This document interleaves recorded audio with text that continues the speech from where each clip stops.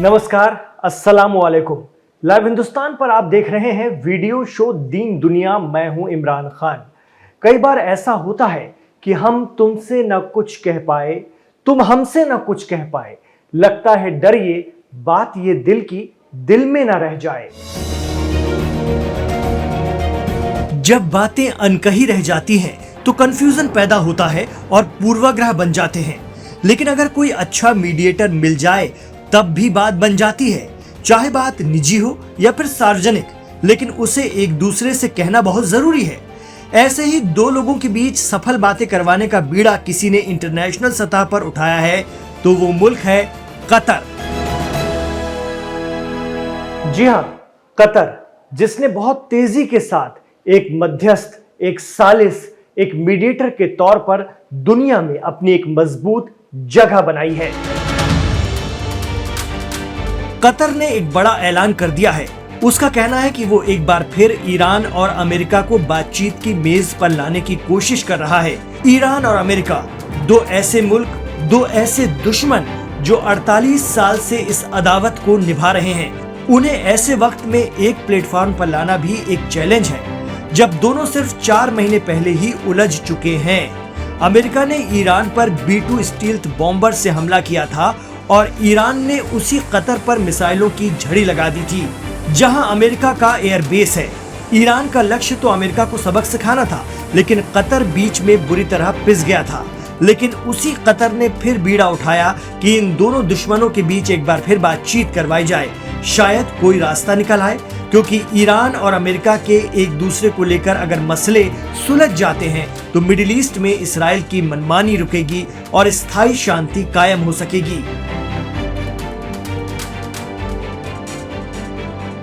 Expert कहते हैं कि जब जब इसराइल को सबक सिखाने के लिए ईरान ने कार्रवाई की है, तब तक उसे बचाने के लिए अमेरिका सामने आ जाता है।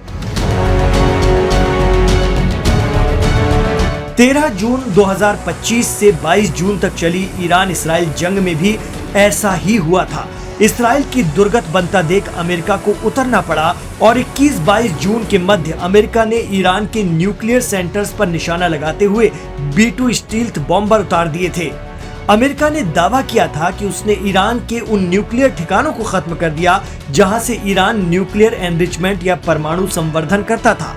अमेरिका ने इसराइल के समर्थन में ईरान पर ऐसे वक्त हमला किया था जब दोनों के बीच ओमान में न्यूक्लियर मुद्दे को लेकर बात चल ही रही थी और अमेरिका और ईरान इसको लेकर बहुत सकारात्मक थे। आरोप तो ये भी लगता है कि ईरान और अमेरिका की बढ़ती नजदीकी और एक दूसरे पर बढ़ रहे भरोसे को इसराइल बर्दाश्त नहीं कर पाया था और इसे डिस्टर्ब करने के लिए ही 13 जून की अल सुबह उसने ईरान पर धावा बोल दिया था, जिससे ये बातचीत अपने नतीजे पर पहुंचने से पहले ही टूट गई। अगर ईरान और अमेरिका में ताल्लुकात थोड़े भी सुधर जाते हैं तो मिडिल ईस्ट में इसराइल की आक्रामकता पर काफी हद तक कंट्रोल रखा जा सकता है। वेस्ट एशिया के कई जानकार बताते हैं कि इसराइल सिर्फ अमेरिका की ताकत के दम पर उस खित्ते में दबदबा बनाने या अपने ग्रेटर इसराइल के ख्वाब को पूरा करने के लिए आगे बढ़ पा रहा है। अगर अमेरिकी प्रेशर और सपोर्ट न हो तो ईरान अकेले ही इसराइल को दिन में तारे दिखा सकता है।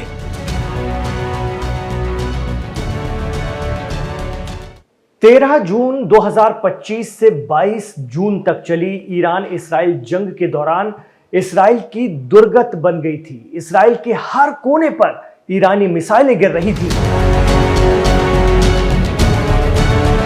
खास बात यह रही कि दुनिया के सबसे advance air defence system Iron Dome और थार भी उसे नहीं रोक पा रहे थे। इसराइल ने ईरान पर पहला अटैक कर तो दिया था, लेकिन पासदारान इस्लाम से उसे भी ऐसी जवाबी कार्रवाई की उम्मीद नहीं थी। हालात ये थे कि इस्राएली इंटेलिजेंस फेल हो चुका था और राजधानी तेल अवीव और कई शहरों में लोग बंकरों में भाग रहे थे, क्योंकि आसमान से ईरानी आग के गोले जो बरस रहे थे। अमेरिका ने इसराइल के समर्थन में ईरान पर ऐसे वक्त हमला किया था जब दोनों के बीच ओमान में न्यूक्लियर मुद्दे को लेकर बात चल ही रही थी और अमेरिका और ईरान इसको लेकर बहुत सकारात्मक थे। दोनों एक दूसरे को कोऑपरेट कर रहे थे और बातचीत के 5 दौर पूरे हो गए थे। उस वक्त लगने लगा था कि ईरान और अमेरिका के दरमियान बराबरी की बातचीत हो रही है। हालांकि ये बातचीत डायरेक्ट नहीं हो रही थी, बल्कि इसके बीच में मीडिएटर ओमान था। जैसा कि ईरान के सुप्रीम लीडर या रहबरे मुअज्जम खामनेई कहते रहे हैं कि बात जब भी होगी, जैसी भी होगी, बराबरी पर होगी। ईरान कभी नहीं झुकेगा, कोई प्रेशर बर्दाश्त नहीं करेगा। उस वक्त बातचीत उसी तरह से आगे बढ़ रही थी, दोनों में से कोई झुका नहीं था। लेकिन बातचीत के पाए तकमील तक पहुंचने से पहले ही इसराइल का ईरान पर अटैक हो गया। लेकिन अब एक बार फिर उम्मीद की एक किरण बना है Qatar. International news agency Reuters के मुताबिक कतर के पीएम मोहम्मद बिन अब्दुल रहमान अल थानी ने कहा है कि उनका देश ईरान और अमेरिका को बातचीत के मेज पर वापस लाने की कोशिश कर रहा है। इंटरनेशनल एटॉमिक एजेंसी के डायरेक्टर जनरल राफेल ग्रॉसी ने कहा है कि ईरान यूरेनियम एनरिचमेंट नहीं कर रहा है, लेकिन वो ये भी आरोप लगाते हैं कि ईरान के यूरेनियम एनरिचमेंट सेंटर के बाहर कुछ एक्टिविटी देखी जा रही है। यानी एक तरफ तो वो ईरान को क्लीन चिट देते हैं, दूसरी तरफ उस पर शक भी कर रहे हैं। कतर अगर इस मुद्दे पर ईरान और अमेरिका के बीच कोई मध्यस्थता कराता है तो दोनों ताकतों के बीच ये बातचीत कम से कम फिर शुरू तो हो सकेगी।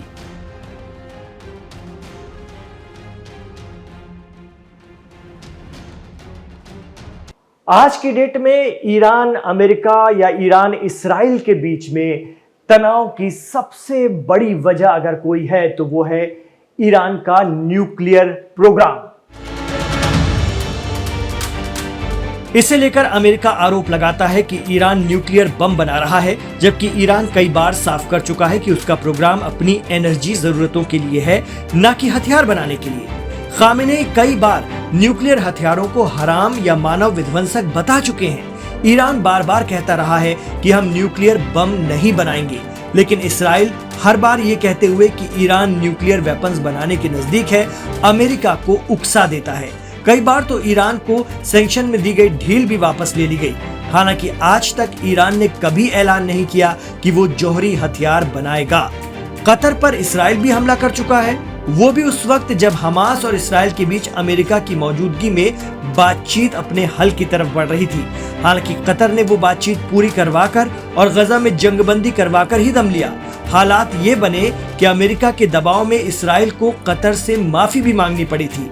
खुद ट्रंप ने नेतन्याहू से मीडिया के सामने कतर के अमीर को फोन कराया था और माफी मंगवाई थी।